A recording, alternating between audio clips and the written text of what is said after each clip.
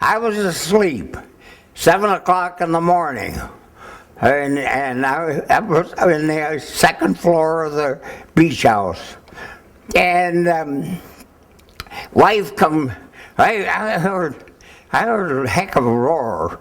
I heard an awful roar of aircraft coming in, but on Sunday the Navy used to have practices on Sunday morning, and they would just fly in, fly out, and but this wife came running in and said, "Hey, these planes have red circles under the wings." And I said, "Well, we never used red circles in California now remember, these are prop planes, no jets. No, we never had a jet on the island, and the Japanese were not using jets.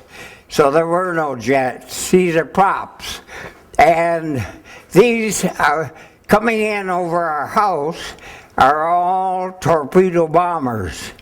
Now the torpedo bombers, I don't have my map handy.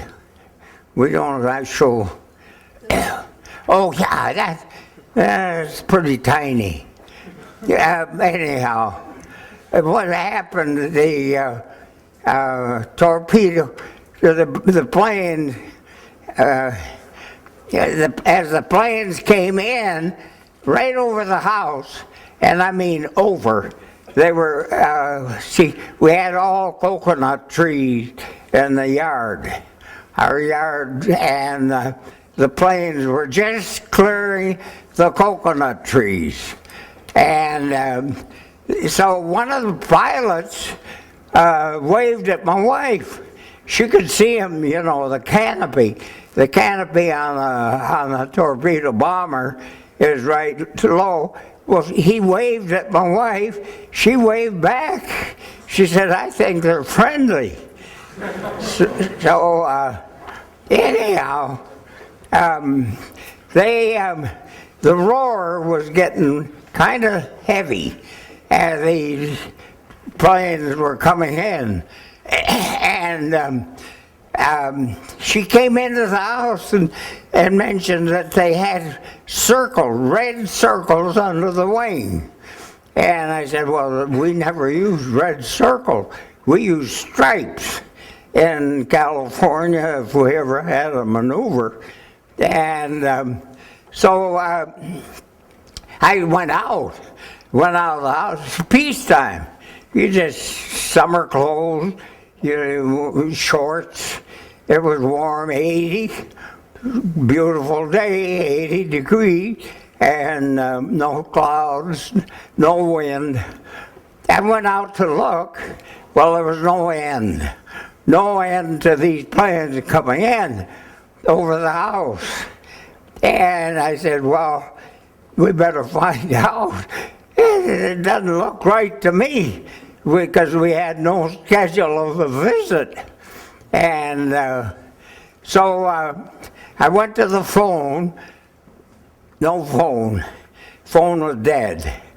We had instructions that whenever there's a disaster in the island of Oahu, you stay at your home until you get instructions.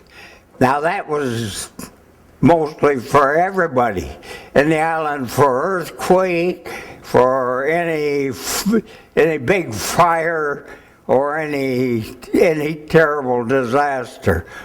And so there was no phone. We could ask the neighbors. I had a couple neighbors. They didn't know what they were. And now mind you, there was no end to these planes because they never stopped. And usually you get about 10 planes or 5 planes, and then there would be a break. There wasn't any break. And you could see that they were all carrying torpedoes. because the torpedoes were under carriage. And so the planes kept coming in, and I said, well, we got to do something. So I went in and we turned the radio on. We had a little tiny radio on the top of the ice box, and turned the radio on. And the radio from Aloha Tower down in Honolulu, the announcer said, these are these are real bullets. He's hitting the tower. He said, there's something is going on. So we said, well, we'll just wait and see that we'll get, at least we got the radio going. Okay, so the pretty soon the radio announcer said, this is an attack, and all military personnel living on the beach will close their home, disconnect all electrical appliances, and on the beach, not out on the island, and they will report to their base.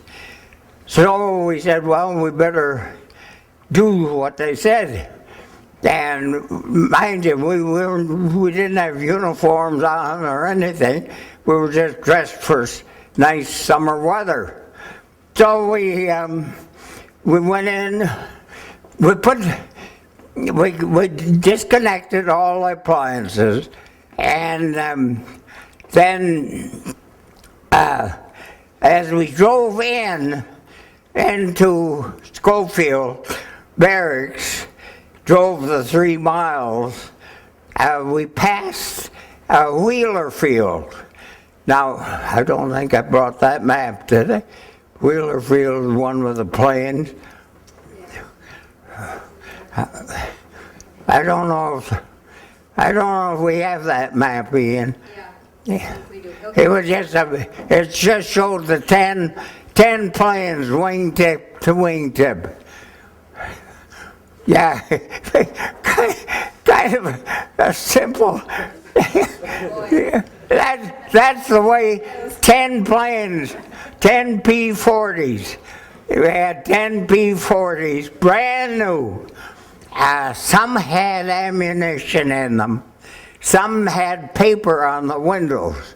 They hadn't been serviced yet, but they were all fueled. Everything, incidentally, everything on December 6th had fuel. Boats, ships, automobile, trucks, planes, these planes, all in a row had, and the reason they had been put in a row was to guard. When you have them in a row, it's easy to make to guard your area. So as I went by Wheeler Field, by that now, this is about, we're talking about not quite 8 o'clock in the morning. But all of these planes were on fire, all 10, blowing up, and we had to drive right by it. And then I was to head for the Schofield Barracks building. That's where my equipment was, and that's where the men all slept. So we got past the fire on Wheeler Field, and there was shells popping and bursting all over. So as we got to Schofield, they said, now the wives, children, and animals go to one barracks, and you report to your own barracks where you have where the troops, because my men all slept in those barracks buildings. And so the wives were all assembled in one building, And they said, now, on your car, turn your keys over to the military police. They'll take care of your car. And so the wives turned the keys over. Excuse me. And then the next thing that we had to do, of course, was start getting equipment. Well, we had no ammunition. I remember all these planes were pouring in, but we didn't have a single round of ammunition. If we had a baseball bat, we could have thrown it up in the air and probably hit one of the planes because they were so low and we didn't have a single, all the ammunition was locked up. Like today, none of you are carrying a pistol or ammunition. So it was just that much, peacetime. But we were caught. And so then with the, I said goodbye to the wife, told her, you do what they tell you.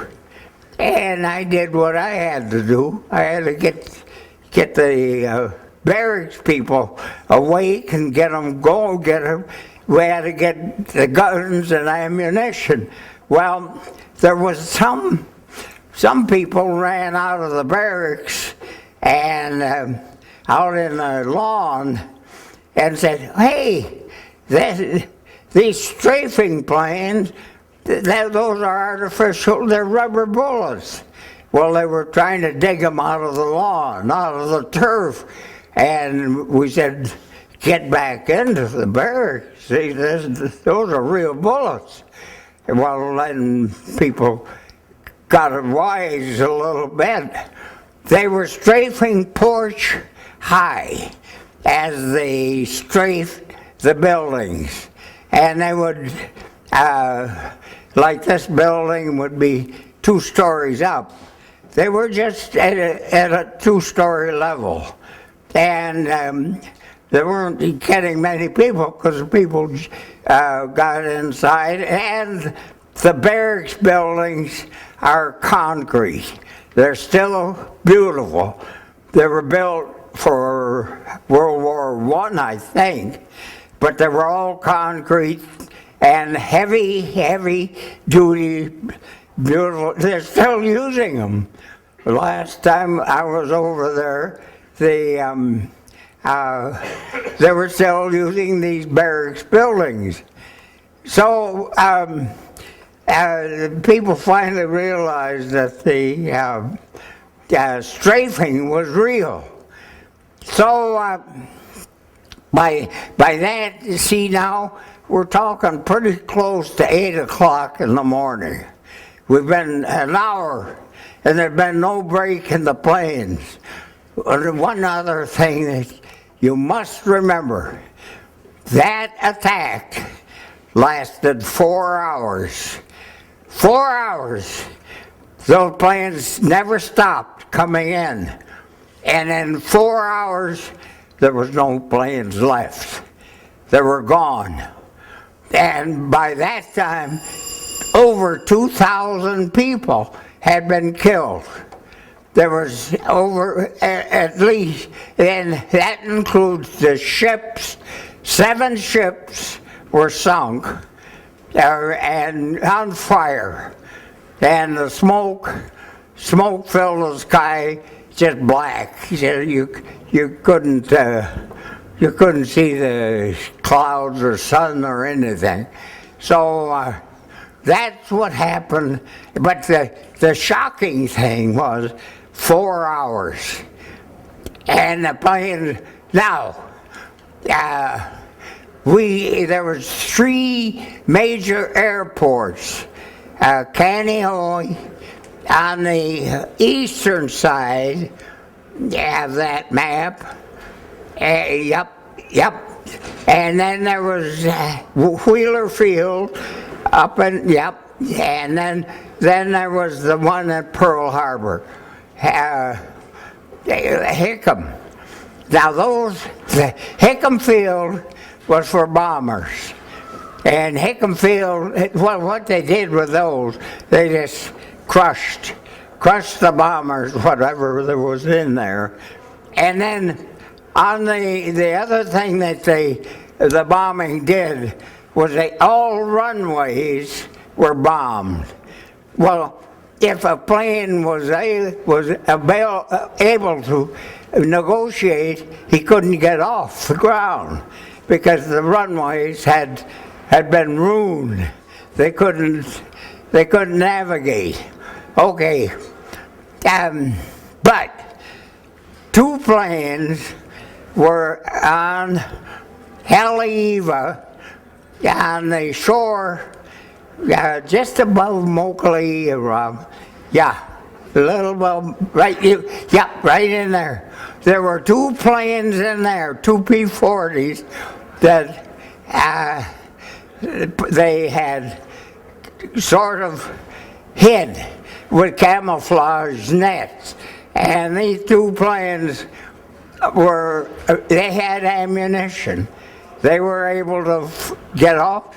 They got off Johnny Webster and I can't think of it. I knew them. And they flew the planes in sports shirts and and shorts. They didn't run into their uniform or anything. But the P-40, that was the only two planes that I honestly knew ever got off the ground. They took off on the beach. So the attacking planes didn't know that they were there. So, but they knocked down 7. They knocked down 7 Jap bombers, those two P-40s. It was a field day. They had no problem at all.